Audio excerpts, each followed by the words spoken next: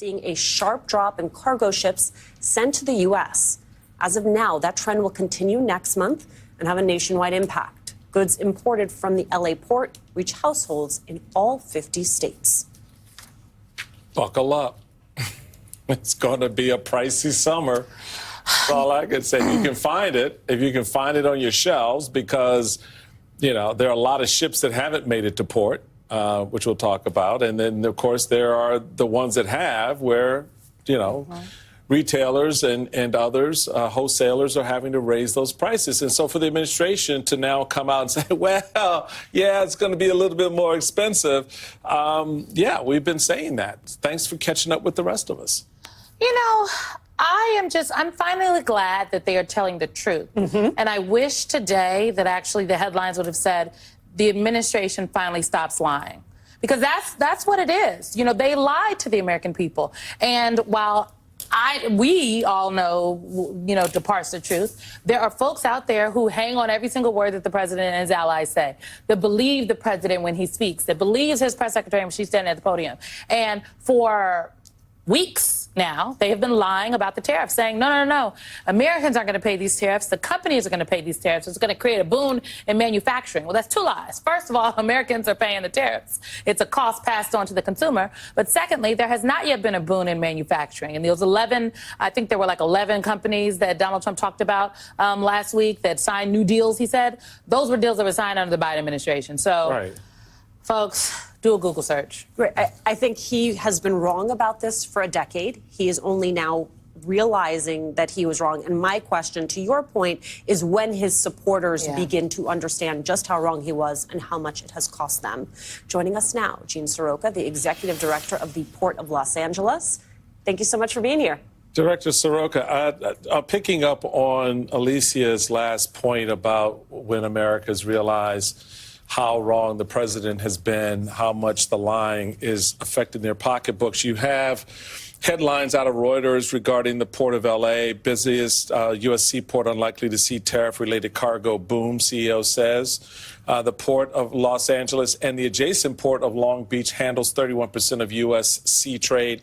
In our barometer for the U.S. economy activity, they handle everything from incoming toys, apparel and auto parts to outgoing raw cotton and pet and animal feed. Sir, here's the question. How much cheering will consumers be doing come June, July, and August? As I just mentioned in our little conversation here, when the shelves may be a little bit short on goods and the port, because of these tariffs, a lot less busy. Good evening, Michael. Nice to see you. And while this has all been unfolding over the last 3 months, it's been reported we've had 55 different announcements and changes on trade policy. The whipsaw effect of information has been difficult for the most senior of shipping veterans to keep up with, much less the small to medium-sized importer and exporter. So what we see right now is this, that you've got 10% tariffs on all countries for American imports, save China, Canada, and Mexico. Those China tariffs went up as high as 145%, came back down to 30. But, Michael, that's only the average of averages. So right now, importers are trying to scoop up what had been manufactured and sitting on factory floors before the announcement after the Geneva meetings. And they'll be very selective in what they import because these products are expensive. They're also not sure exactly what our willingness as to consumers' pay scale will be as we look down the line at retail purchasing. So there's a lot of unknown right now, but more than likely, you hit it on the head. There'll be fewer selections of products on store shelves and online buying apps, and likely the prices will be higher at the retail level. Director Seroka, I guess I'm wondering, what does it look like at the Port of Los Angeles today? And then what have the conversations been with the longshoremen and the truckers and whatnot? I know folks are coming to you to figure out, okay, how can we make it work with what we've got? So bring us into those conversations. Symone, today we have 7 container vessels in port. more than likely it would have been about 10 or 12 save all these activities. And less cargo coming in here to the Port of Los Angeles means fewer job opportunities for the dock workers, the truckers, and the warehouse workers. We just left a meeting with many of our stakeholders here at the midday hour at the Port of Los Angeles and Long Beach, and folks are concerned. The dock workers will get a double hit, less work and higher prices at the consumer level. So this impacts us right away. We see it in real time on the ground here with the activities. A trucker a couple of weeks ago that was hauling 4 or 5 containers a day, this week likely hauls 2 or 3. And there are many stories like that across the board, including those dock workers who had been getting overtime and going back to back on scheduled shifts because we had been bringing in so much cargo. Now that drops down quite a bit, and there's less work around the port. You have been very savvy about making sure that people understand this is not just about Los Angeles. You told NPR the cargo that moves through this port reaches each one of our 435 congressional districts. Your message, sir, to those 435 members of Congress?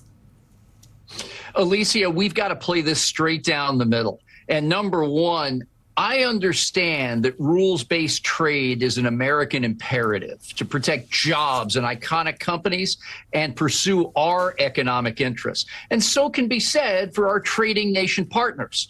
But please remember, 70% of this economy is the American consumer, and they cannot be the target of this activity. They've got to continue to move this economy forward while we look over those interests.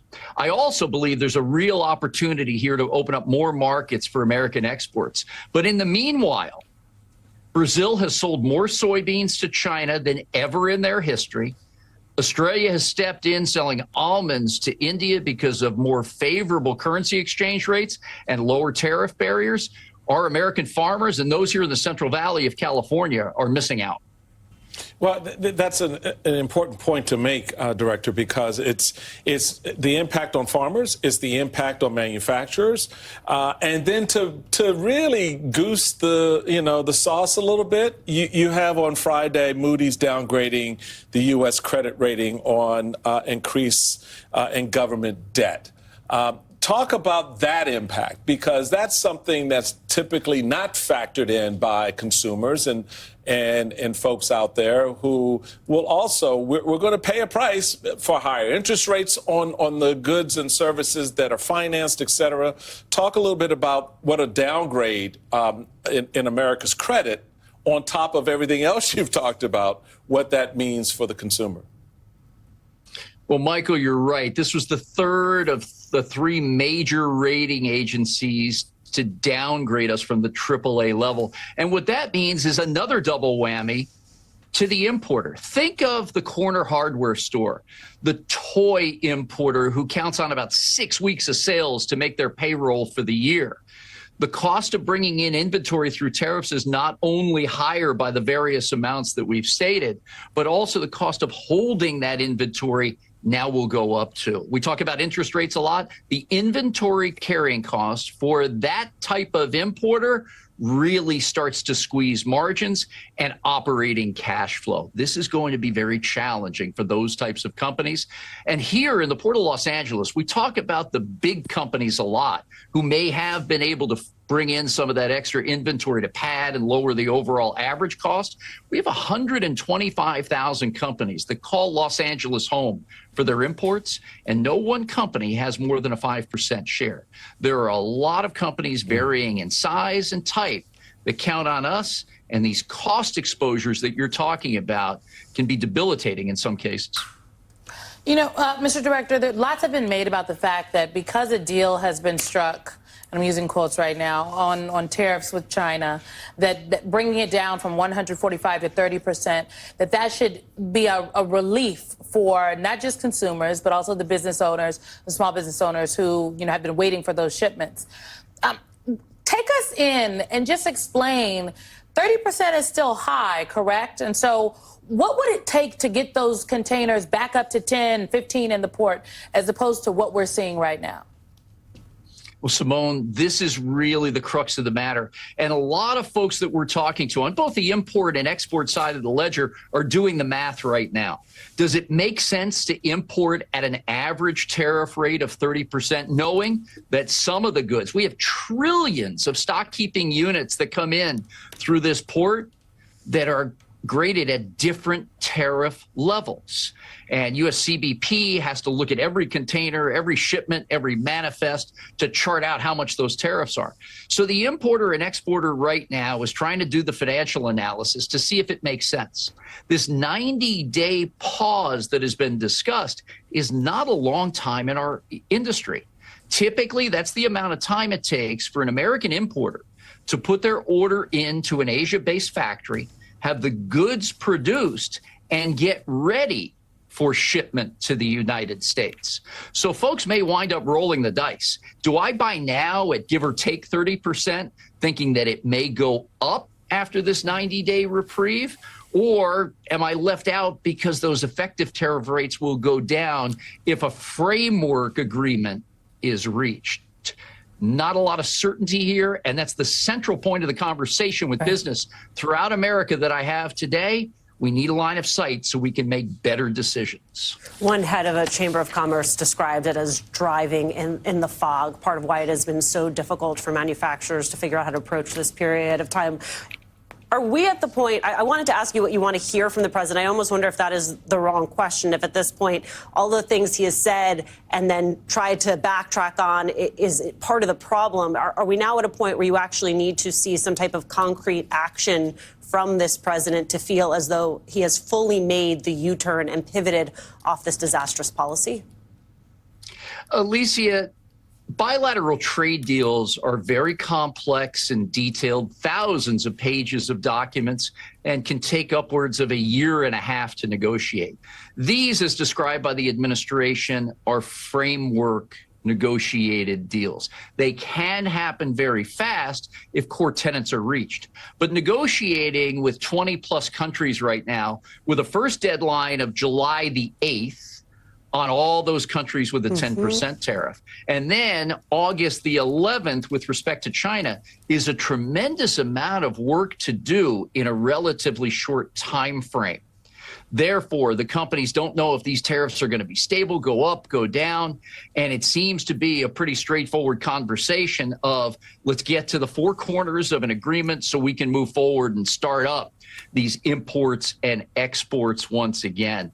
But it's not making life very easy right now just because of the amount of information. Take, for example, a U.S. customs brokerage firm who's fronting money on these tariffs to pay for the duties with not a lot of understanding as to how that bottom line is going to land. And all of those duties or tariffs have got to be paid before the importer picks up that container. So realistically speaking here, again, I think we need some clarity on the imports with some good dates and times where folks know how to order, because we're cutting it really close here on summer fashion, back to school, Halloween, and May is traditionally the time when American importers, big and small, put their orders into factories for the all-important year-end holidays.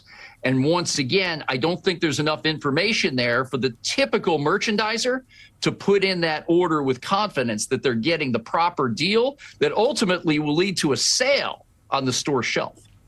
I will tell you, Director, my colleague, Miss Sanders Townsend, has been bought in the entire time. But when you said summer fashions could be jeopardized by all of this, I watched her lean in. Dina leaned in. I'm very concerned. She got a little pale at the table, got a little pale. Executive Director of the Port of Los Angeles, Jean Seroka, thank you so much for being with us.